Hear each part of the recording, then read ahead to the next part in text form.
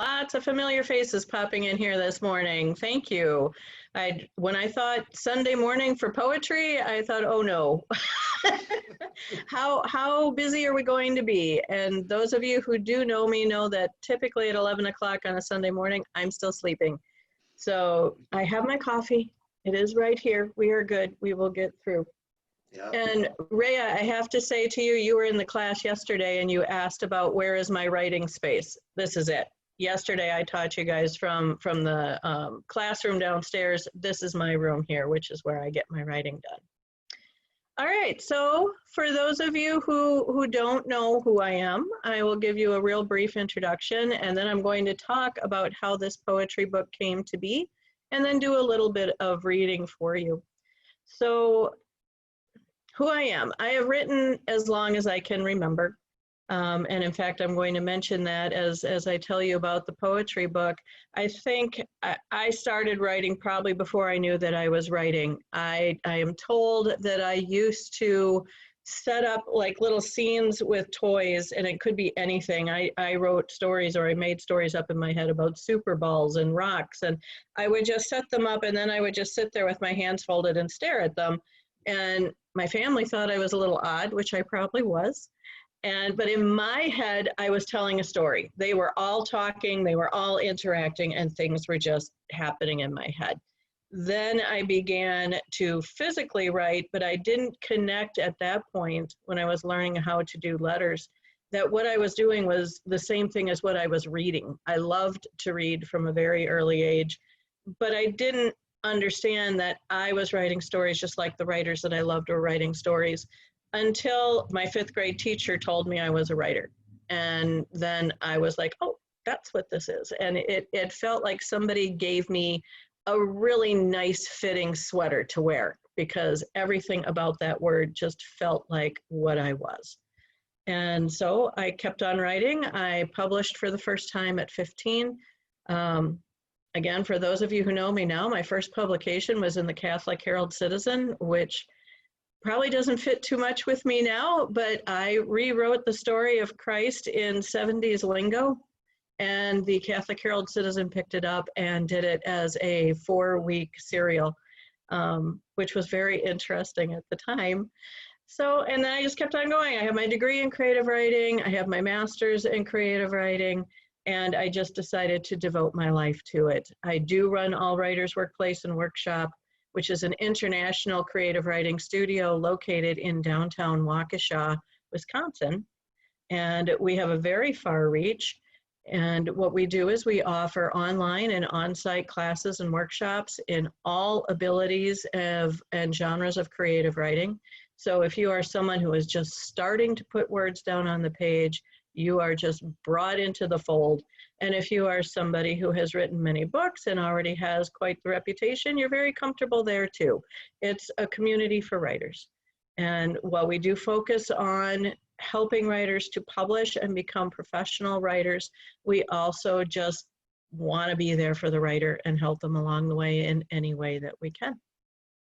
So you can find us, you can find AllWriters at www.allwritersworkshop.com, and you will get a full list of all of our classes and workshops and services. Please know that everything on that site, we have the classes divided up into on-site and online, but right now everything is online due to COVID. So we have totally opened up registration so even people from out of town can take our on-site classes, because we can Zoom you in just like this. So poetry. I am known primarily for my fiction. You know, I have 5 novels, 2 story collections out there, and I don't even know anymore how many stories out in literary magazines and anthologies. It's been my focus. I love writing fiction. If for some reason God came down and said you can only write in one genre for the rest of your life, I would choose the short story. I am fully enamored of the short story. And even 2 of my novels have, as their even numbered chapters, are complete short stories that fit within the novel form. So even in my novels, I include the short story.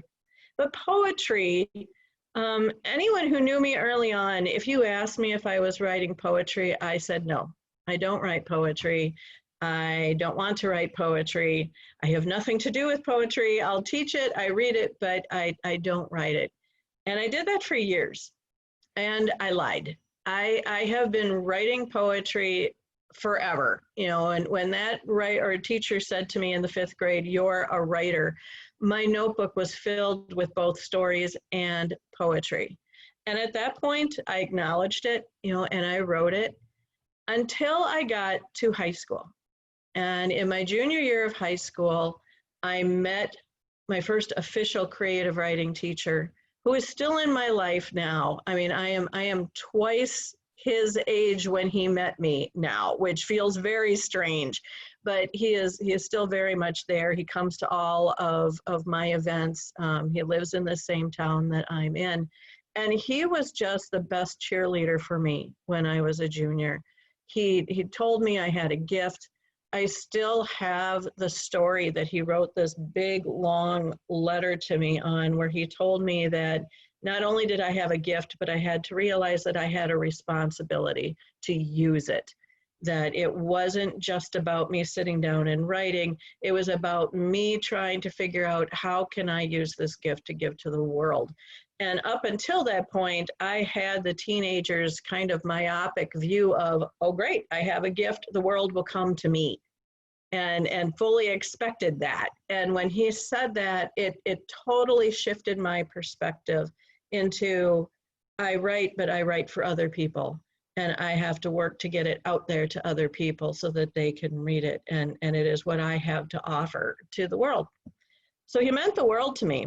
And we got to the poetry unit, and I wrote my poetry, and I handed it in.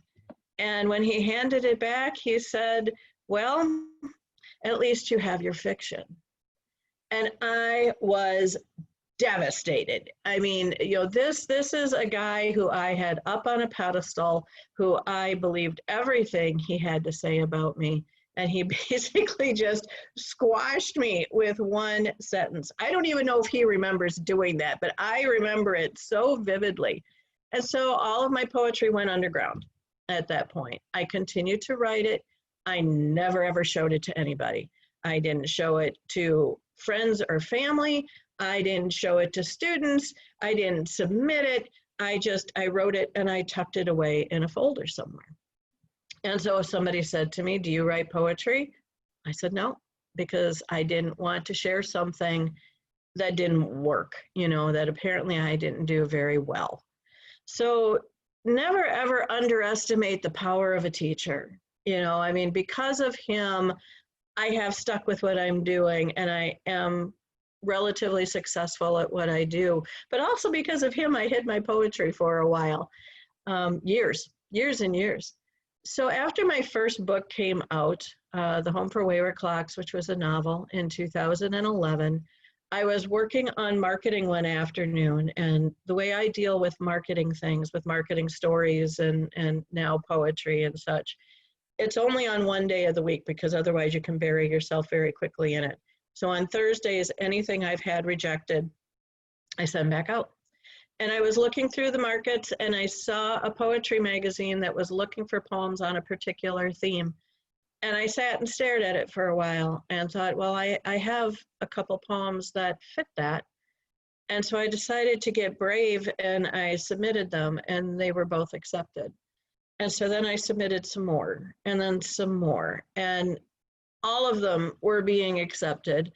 Then I had a poetry chapbook come out with Finishing Line, no, not with Finishing Line Press. Oh, dear Lord, they would kill me for saying that. With the Main Street Rag Publishing Company. That poetry chapbook was called, oh dear, what's my book called, people?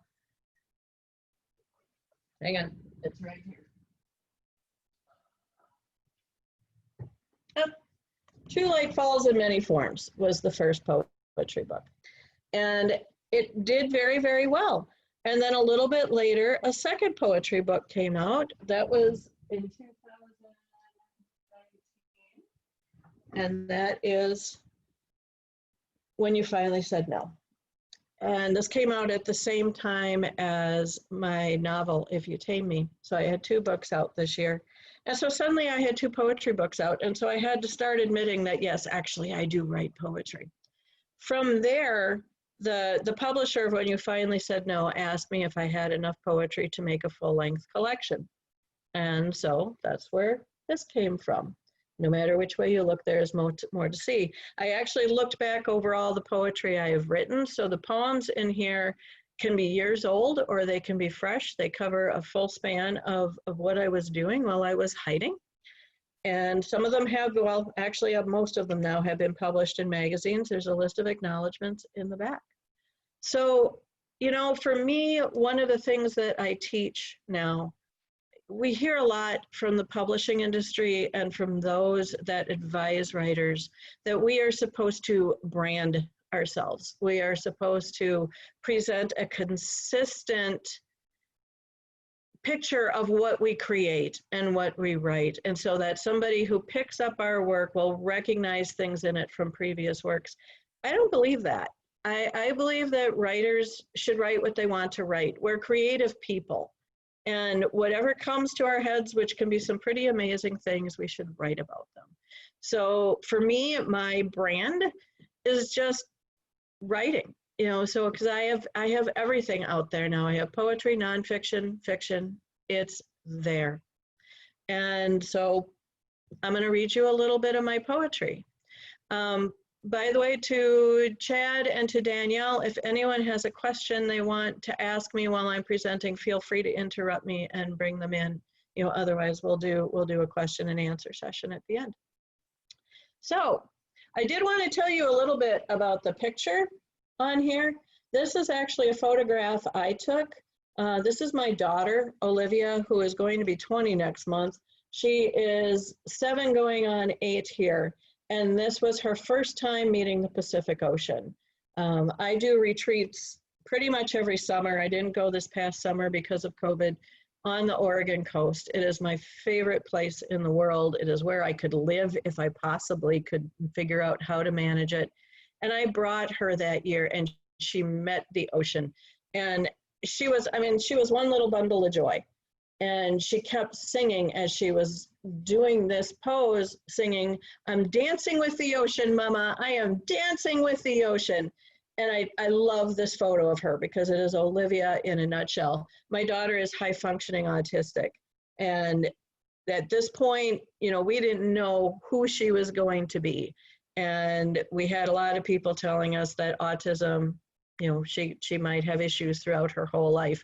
Well, this little girl is now a sophomore at Mount Mary University. She made Dean's List in her freshman year. She is a gifted violinist and guitar player and ukulele player. She's writing a novel and she's an artist. And so pretty incredible kid. So part of the title, no matter which way you look, there is more to see, to me also comes to her. You know, no matter when we looked at her, there was more to see because there was more that was bursting out, but also just the world in general. So the book itself is divided up into 6 sections. We have womanhood. Part 2 is in lust, in love, in grief, in tact. Part 3 is the writing life. Part 4 is Olivia, her little poems that I wrote about her. Part 5 is cancer, because I did have breast cancer a few years ago. And part 6 is nature in and out.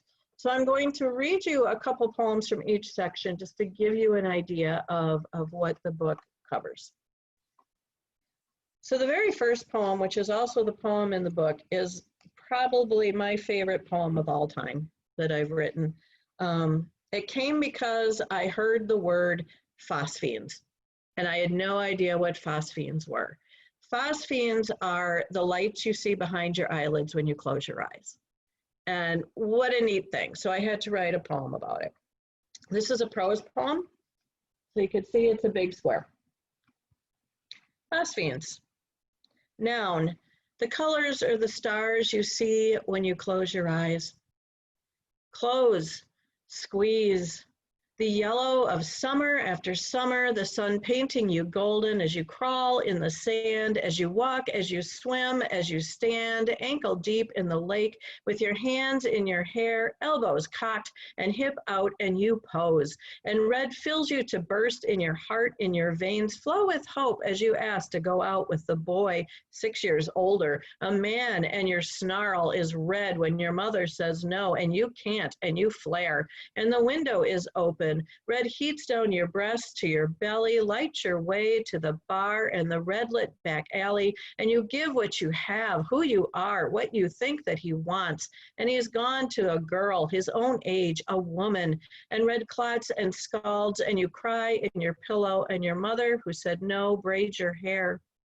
Purple stretches like puddles, the good grades, the class ring, the gossip, and the hand of a boy with blue eyes who looks just at you, and you dance the blue starlight, and you foxtrot for glory, a diploma, a job, a wedding, a layoff, a baby, a fight. There's no money. A job, then a house with a yard and a dog and a cat and a fair, his then yours, a divorce and a cancer, a song at a concert, an online romance, a marriage, a late baby who stops breathing. Your arms are so empty, but then Paris and Greece and soft Sunday mornings, hot coffee, cheese Danish, a grave with red roses. You say goodbye to your mother, and blue slows to black, the black streaked with silver, the moon on your face, a grandchild's gilded laughter, a son's long embrace, a gold clock encased in crystal, and the night you sit by the ocean, the water, a silk whisper, a warm blanket draped over your knees. Open, open wide, brilliance. This one is called Triumph. Again, those of you who know me know I love cars. I own 2 cars that I adore, a Chrysler 300C Hemi and a Chrysler 200 convertible. And this is about the first car I ever fell in love with, which was the TR7. It's called Triumph. I am 15 and you are 20 when you take me for a ride in your new car, a TR7, the shape of things to come. You are my cousin, and we used to play when I was 4 and you were 9, when I was 7 and you were 12, but now you drive. You own a car, the TR7. I've discovered cars. I've discovered boys.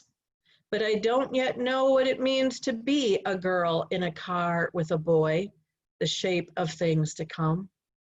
Add sirens sing that sleek low car, pop-up lights that slice the night, tight curves, a leaping speed, a garage shaped like a prism, the shape of things to come.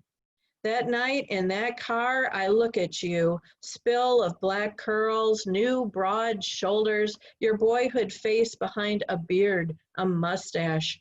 I watch the way you manhandle those gears, your hand like a fist. I strap myself in, try to restrain these new curves I don't know how to restrain with your special order 5-point seatbelt. You mash the gas and those batting eye headlights split the dark with the light of day, and the engine screams and so do we. Your arms flex straight and my ass is pressed into the leather seat, and there we are, launched. Within the safety of a cousin, the net of memory playing with Hot Wheels cars in the driveway gravel, I become a girl in a car with a boy, the shape of things to come. I rip off my seatbelt and whoop.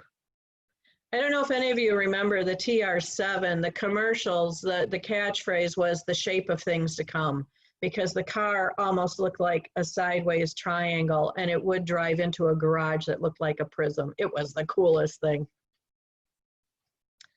So now this is from the section that is called In Lust, in Love, in Grief, Intact. And all of the poems basically start with the beginning of a relationship, take it through difficult times, and then take it through the end with the grief that follows. This particular poem is called Rapture, and it's in the section where the person has truly fallen in love. Rapture. On the day of the rapture, either the world's end with blood skies and ruptured clouds and lightning shearing the moon, or the moment when my body rises off the bed, pulses nature's drumbeat, and heat shimmers for me in ancient rivers. On the day of the rapture, either or, I want to be with you.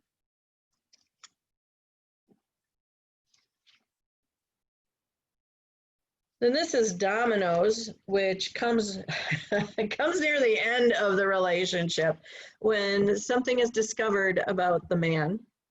Dominoes.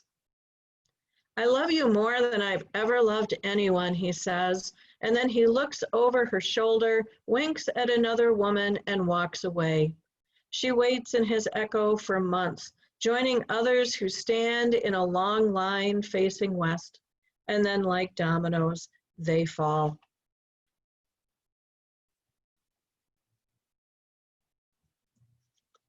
This is another prose poem, and it's from the same section.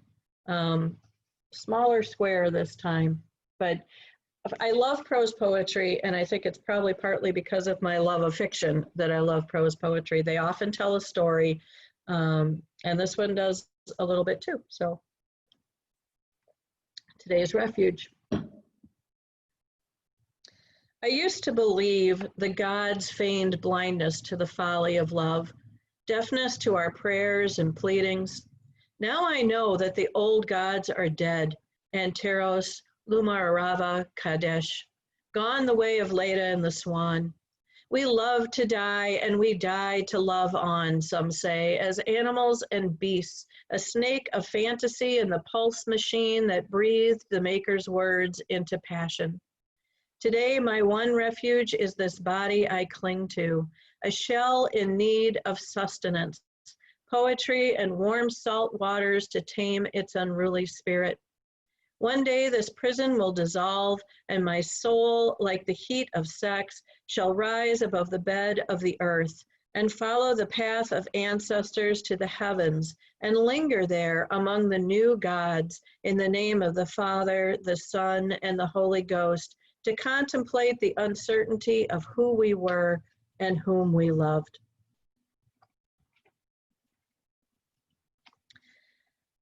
The next section, which I don't think I even mentioned when I told you the sections, this one is on the writing life.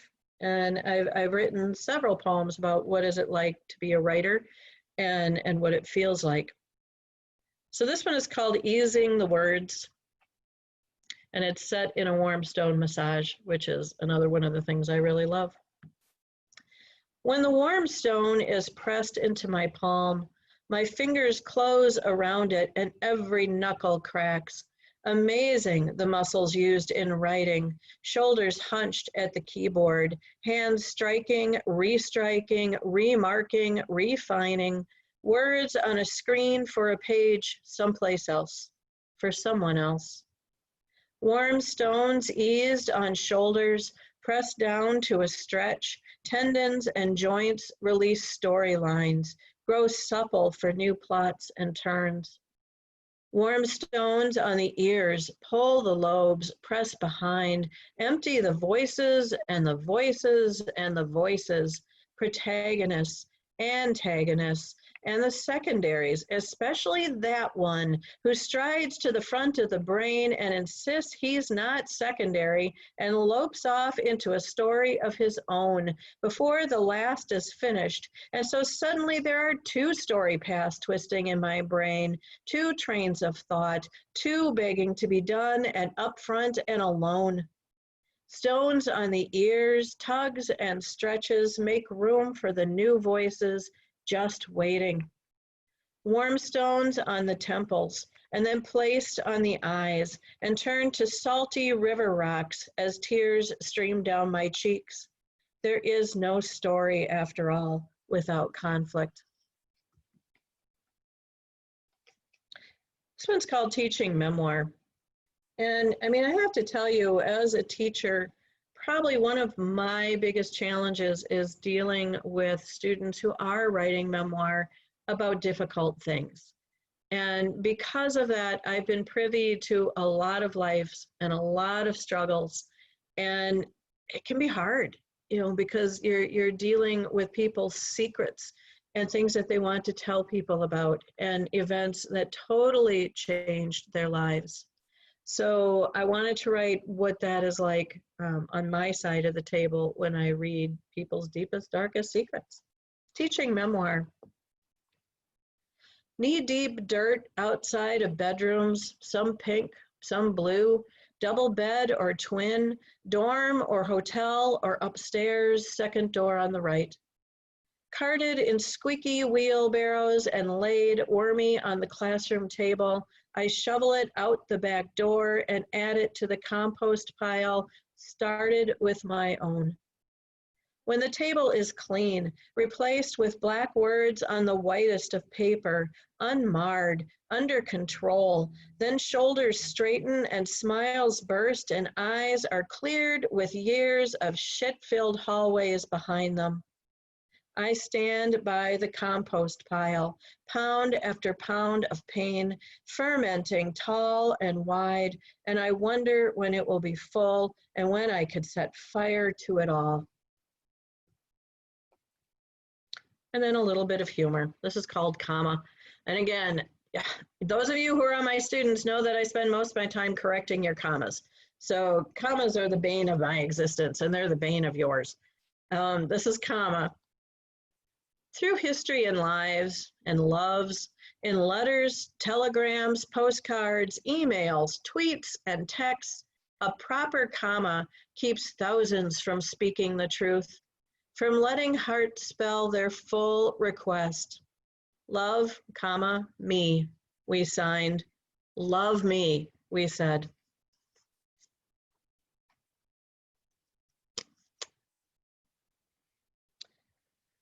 This one I wrote in Oregon when I was on retreat. Cheryl, I'll answer your stance on the Oxford comma when we get to comments. When others kill your darlings. Through my window, I watch the whales rise and spout, ebb and flow, and they watch me throw my words, shape them like sandcastles, defenseless to the tide. At the end of the day, I wish my words on paper instead, not blinking on a screen, blinking like the blind. On paper, I could bring them to the edge of the sea, shred them, fly them like confetti kites on the waves to the great jaws of the whales. Let my words be swallowed like Jonah, inhabit the safe caverns of their ribs, float on the salt water in their bellies, find a home beneath the biggest of hearts. This one, I'm going to read to you because I want you to see how many titles you notice here. I was on my way home from retreat in Oregon, and I was reading on the plane Ray Bradbury's sequel to Fahrenheit 451, which he wrote shortly before he passed. Ray Bradbury, I wish I could show you. I have a framed letter from him up on my wall. He wrote me when I was 17 years old. I'd written to him and said, I want to be a writer. What do I do to be a writer? And he said, read everything. One of his favorite phrases was stuff your eyes. And in this letter, he kept saying, stuff your eyes with words, read the back of cereal boxes, read plays, read advertising, read anything with words, and then you'll be a writer. And as I was reading his answer to Fahrenheit 451, I began to think of all the books that I've read that really formed me and really had an impact. And I'm on the plane and I don't have my computer. I had a pen. And so I wrote on the inside of the book, inside the flyleaf, this poem and tried to incorporate as many of those titles as I could. And there's a couple of my own titles in here too. Return from retreat. And just like that, I stepped back into my life, leaving behind the halls of daydreams, the glances out others' eyes, the grab and suck of other lives, a self-stuck drip of emotion. In the land of dreamy dreams, there are tales of burning love and a fear of flying over the Hotel New Hampshire, leaving behind the places I've been. So raise high the roof beam, carpenters, as I lay dying in leaves of grass. And for me, there is a house of 100,000 clocks, moving forward on heart and soul and blood, where the rhythm just won't be stopped. There are fat girls walking sidewalks, one leg buried in the grave, all voices turned to the moon, and their hearts so full to bursting. There's a girl with secret tattoos, and a woman in memory's garden, and now a rose alone at night, circled with smoke and semen. I've been in the good company of others, and the close company of my own these very last 2 weeks. And just like that, I step back into my life, but I bear all of their secrets and my own. This section is Olivia, my lovely 20-year-old daughter. This poem is what I call a running haiku. It's a longer poem, but every stanza is a haiku. So it's haiku after haiku after haiku. Defiance reflected. The hot water tank dumps its load for you as your preteen daughter sits in her sullen room, wrapped in a too small bathrobe with peace signs and snags. It is 9 o'clock, time for her steamy shower, lost in mist and dream. Your skin pinks and swells, bubbles fill silver and paths of 4 pregnancies. And late nights waiting, colic, nightmares, love, dates in springtime's heat. 3 before her took showers in the spring, and heat sent them far from home. She is your last, and she is ready to combust. You soak in the tub. Let her sit in her new juices. Let her stew in her heat. You make her wait. And I did. All right, daughter washing car. This is another image of her. My daughter stands tiptoe in the driveway. She wears a star-splashed bikini. She is washing her car. A VW Beetle with pink eyelashes. She's named Starlight Lashes. The pink plastic lashes and the name are all I have left of my little girl. I feel 500 years old, and I want a bikini.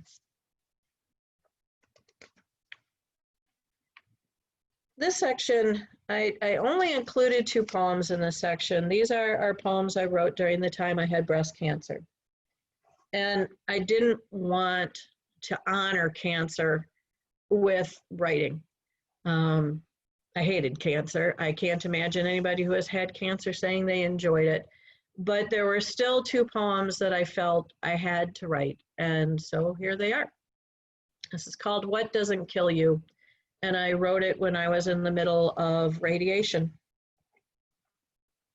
Every day as I lay naked under the external beam radiation machine, my legs bound, my arms over my head in full arrest, it tears me apart, breaks me down from the inside out. It tells me this is for my own good. It tells me this is what I deserve. So did he. And every day I hear the truth of it now. I hear the lie of it then. But I know that just like before, just like then, I will come out of this stronger and alive. One of the hardest things about radiation, and you may not hear this much from people who have gone through cancer, they have you come in and lay down in this thing that feels like a beanbag chair, but it molds itself to your body so that every time you come in for radiation, you are in the same exact pose, so that the radiation beams will hit only those spots that need to be hit. And then when you're there and you're in this mold and you're in the machine, at least for breast cancer, your legs are bound at the ankles so that you cannot move, and your arms are up over your head and also tied together. So you are completely bound and vulnerable and just wrapped. I was in an abusive relationship once where I held that exact same pose. And it was the hardest thing to go through with radiation because it brought all of that back while I was sitting there. And I had to tell the radiation doctor, and he said, you wouldn't believe how many women have the same experience. And he said, just tell us what will help you. And I said, keep talking to me. The whole time I'm there, even though they're not in the room, they all leave you there because nobody wants to be exposed, which you're being exposed to. But you can hear them. They could talk to you. So they talked to me the entire time so that my mind wouldn't go there. It was an amazing thing. Not one I want to go through again. This section is called, it's the last section, it's called Nature In and Out. And so I was writing about things outside, but I was also writing about the nature of humans inside. This one is called In the Prison Art Gallery and Gift Shop. And I wrote this time I was on retreat in Maine, on the Maine coast. And the town I was in, there was a maximum security prison there.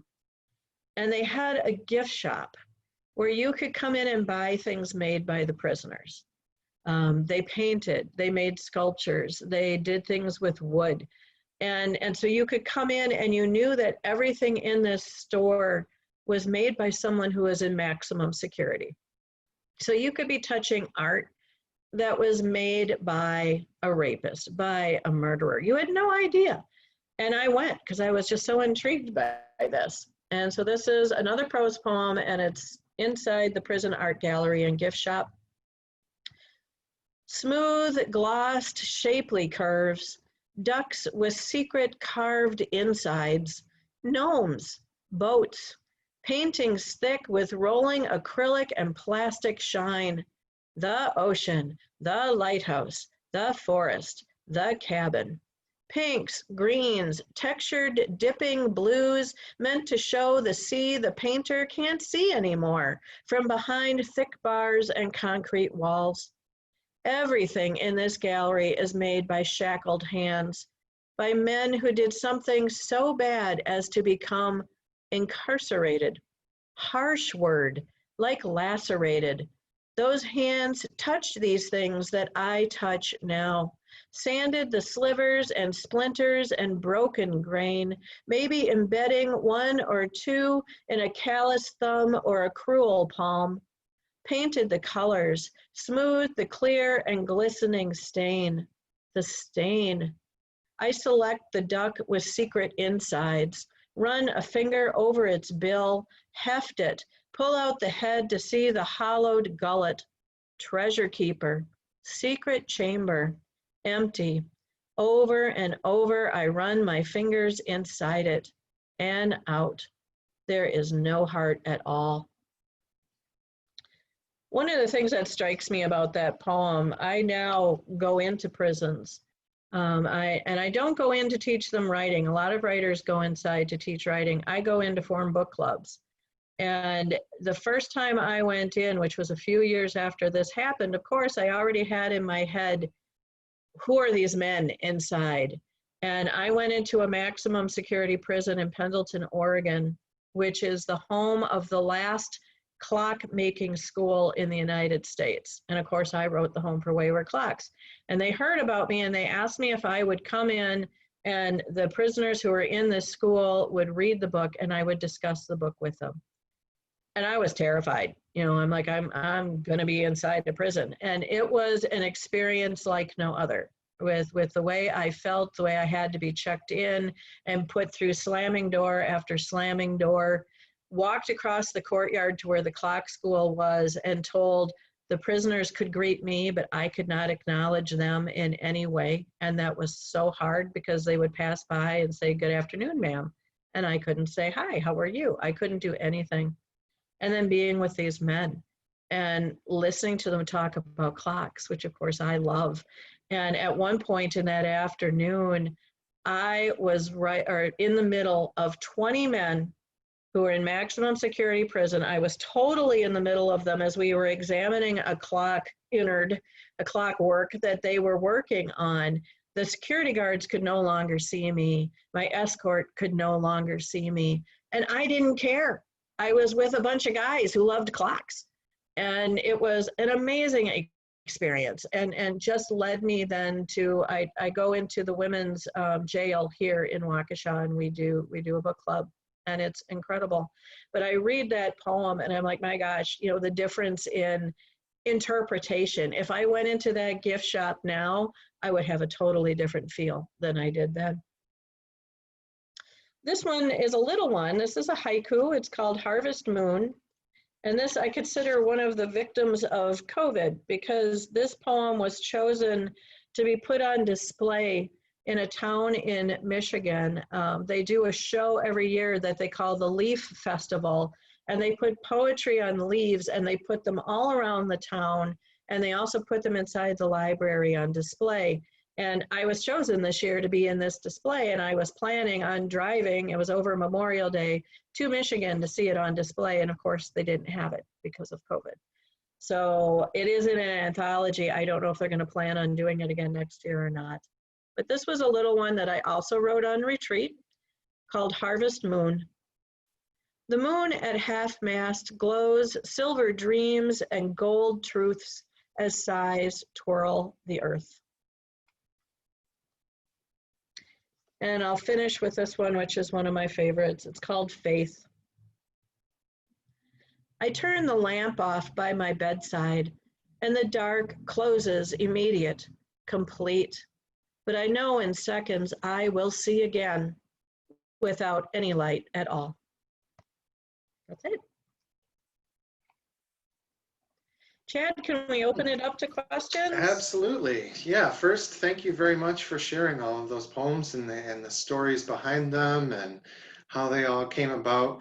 We do have, I'll take executive privilege here and ask a question first before we get to everybody else's. You mentioned that in this collection, some of them are new, some of them are older. For Right. the older ones, did you have to kind of dig them up and do some editing on them, or were the older ones just ready to go as is? Did you kind of dust them off and tweak them a little bit before putting them in this collection, or were they ready to include as they were originally written? It varied poem by poem. There were some that I pulled out that I thought, man, this was a good idea, but you know, what was I thinking when I wrote it? And so I would totally revamp those. But there were some, and I'm trying to think if I read, well, you know, the prison library or the prison gift house one, that was written back in 2013 because it was after a book came out. And I didn't change a word of that one. I liked it the way it was. There are some from earlier than that, and yeah, there were a few I had to change, but not much. You know, most of it I wanted to really keep so that the book itself shows the maturity of a writer and shows how things can change over time. So I imagine too that the older ones and the newer ones are kind of mixed in. It's not necessarily chronological. Correct. Yeah, okay, gotcha. Yeah, and I deliberately did not put the dates that I wrote on the poems so that you would have no idea and just read them as they are. Nice, nice. So what is your stance on the Oxford comma? I believe commas should be used where commas need to be used, and the Oxford comma is necessary. I can't imagine getting rid of the Oxford comma. But probably the hardest thing that I have to teach when I do commas is in school. We're taught the Chicago Manual of Style or something similar, and comma usage in nonfiction is different than in creative writing. And the example I use over and over again is if we wrote in nonfiction, I went to the grocery store and I bought pears, apples, and bananas. We would do pears, comma, apples, comma, and bananas. In fiction and in creative nonfiction, we would write, I bought pears, comma, apples, and bananas. And the thought behind it is that if we wrote, I bought apples and bananas, we wouldn't use a comma. So why would we add one just because we added pears? Mm-hmm. So I've had students who keep it the common thing, you know, I'm never going to understand this. You will. It just takes a while. And so, yes, I do believe in the Oxford comma. I'm the same way. I still have old habits. I used to be a reporter, and so the AP style guide was my Bible. And so You now bet. anytime I see towards or backwards with S's on the end, it makes me cringe a Yes, little bit. And me too. I leave out that last comma and just go right for the end. And so I know what you mean. And using Um, semicolons in lists. You know, my mhm. nonfiction people want to use semicolons in lists. And I'm like, use a comma. You don't need a Yeah. semicolon. So, yeah. Cheryl, no, it's only one space after a period, question mark or exclamation That's what it point. is now. I can't do it. I trained myself to do 2 spaces. So what I do Uh, is after a piece is finished in Word, you can do change, you know, and so you search for all, you do change or search for space, space, change to space, and it does it for me because I can't retrain my brain. I'm sorry, it's 2 spaces. there's just too much room if you do 2 spaces. Anyway, Right. okay, we could debate the merits of 1 or 2 spaces and everything else all day. But can you tell us a bit more about your daily writing routines and how you organize your writing procedure um, and also how you decide what fits into what form, fiction or poetry or essay? Okay, sure. Um, I'm an afternoon writer. And that's largely out of necessity now. I meet with clients in the mornings, usually finish up at noon. By 1 o'clock, I'm at my desk and I write typically until 4 or 5, depending on when my evening clients start or my classes. So I write in that block of the afternoon, except for Wednesdays when I teach an afternoon group. So that's my time. And I love writing in the afternoon because I've met with clients and I've gotten jazzed by talking with them about writing. I'm awake usually by that point, and it's quiet because where I live, you know, this is where I live and this is where I work. It's a live where you work condo. So during the day, my husband is gone. He is at work. And when my daughter still wasn't at school, she was at high school. And so this was my time to be in the quiet and work. How I decide what's going to be what, I honestly, I don't know typically when I start. I have an idea. I just start to write. And many times, what I think is going to be a short story suddenly turns into a book. And sometimes, what I thought, one of my favorite pieces is a flash fiction piece called Chain of Events. And I was staying in a hotel.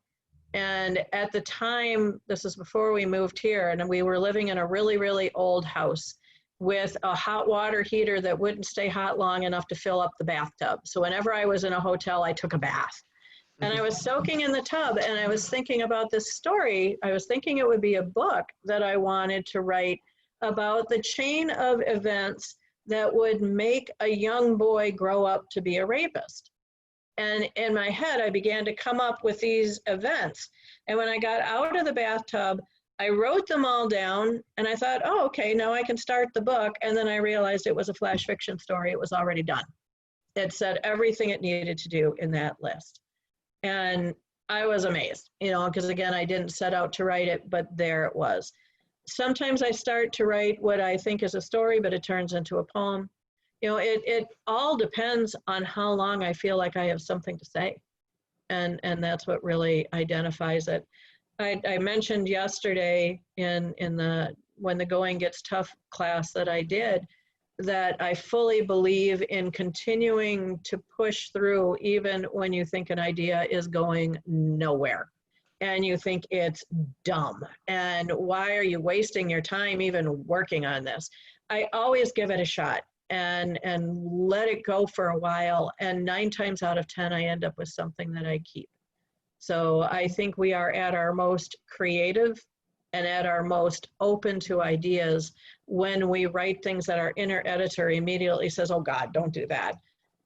do it. You know, it's worth the risk, and you end up coming up with something really great. So cool. Yeah. Say what, take however long you need to say what you need to say, I guess. and sometimes you don't even know what you want to say until you're writing it. Yeah, exactly. I'm curious too, you spend so much time working with other people on their writing and teaching people writing. You mentioned yesterday that you don't have an agent, No. but do you have somebody who edits your work? Do you work with other people do you send other people your work to see if they have suggestions on it? My husband is a writer.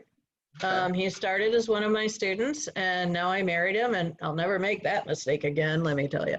But but he's a writer, and so he hears everything that I write. And then I have a group of people. I have 4 or 5 friends that I show my work to. And I also show it to my oldest daughter is, of all things, a math professor. She teaches math at the University of Louisiana in Lafayette, but she is the best editor. And so I also send things to her. So I do still have people look at it because, one of the things that is so obvious, especially in teaching, we don't see our own work sometimes. And what we think is on the page isn't. It's just still in our heads. And so you really do need somebody else to look at it before you let it loose. Mm-hmm. During our event last night with Joy Harjo, she talked about the importance to her of reading her work out loud as well. Is that something that you Yes. do or encourage others to do? Always. It is the best editing tool. You get to hear where the awkwardness in the language is. You get to hear where there are run-on sentences or sentences that don't quite work because they're too short. And it's amazing what you hear when you read out loud. I have several students who not only read out loud, but they record themselves and then they play it back so they can hear it that way. And that's also very effective. So no, the reading aloud is an absolute necessity. And it can be weird. You feel a little strange. When we first moved here, my office is very open. I'm on the 3rd floor and this is a loft. And so it's open to the downstairs. And my daughter was only 5 when I moved here, and I was writing some things that I didn't necessarily want a 5-year-old to hear.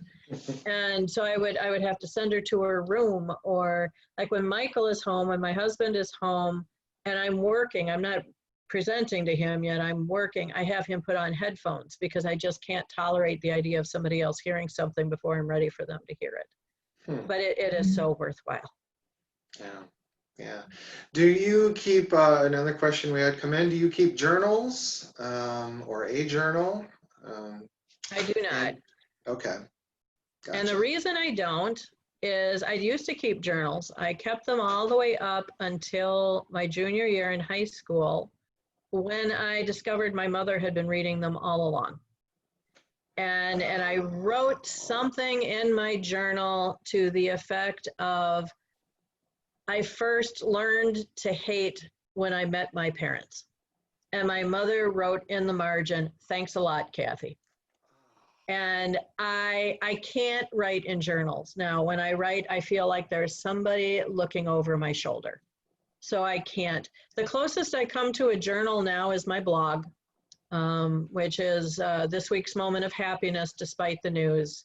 I had the first year of the blog was called Today's Moment of Happiness. And it came about because a few days after President Trump took office, I was assaulted by a man wearing a Make America Great Again hat as I was walking my dogs. And I became national news because I was one of the hate crimes after he took office. And the effect of that, the after effect of that was worse than the attack itself. I received threats to my life. I received threats to my family's life. The most chilling one was a note left in my mailbox that said, "We know where your daughter goes to school."